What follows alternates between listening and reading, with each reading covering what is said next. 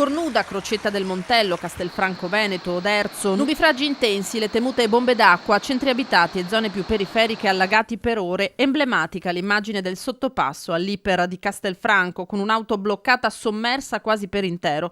Un centinaio le chiamate ai vigili del fuoco che nella notte hanno proseguito il lavoro, in particolare a Oderzo. Questa è via Madre Teresa di Calcutta.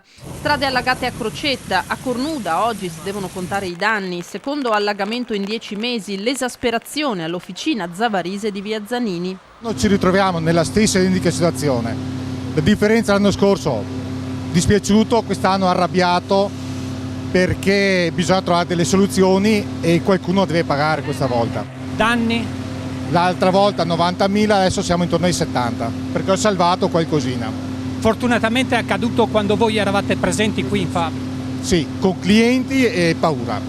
Paura perché l'acqua è salita in 10 minuti. La competenza non è del comune, però c'è già un piano del consorzio di bonifica che è partito da un mese e che sta monitorando tutto l'alveo di questo torrente e non solo, proprio per metterlo in sicurezza. In centro al paese e verso la stazione la situazione non è andata molto meglio. Una bomba d'acqua ha invaso anche il suo negozio.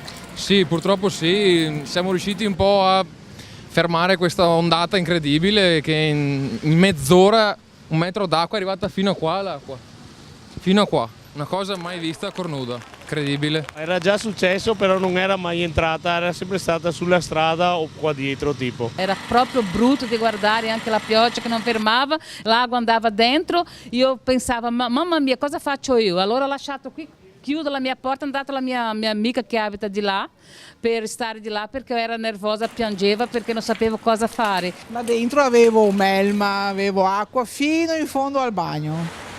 Abbiamo lavorato 2 ore per buttare fuori tutto.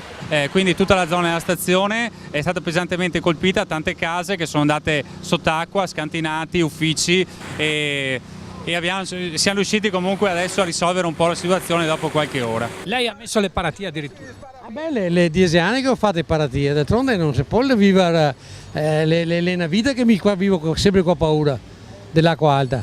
E fate tutto, è fatta cassa espansione, è fatta casa, però l'acqua alta quando è che viene so, c'è niente da fare. Fino a sera sorvegliati speciali sono stati i corsi d'acqua, non smette di piovere e anche le frane fanno paura. 2 famiglie sono state evacuate per uno smottamento a Formeniga nel Vittoriese. La situazione rimane delicata e monitorata di ora in ora.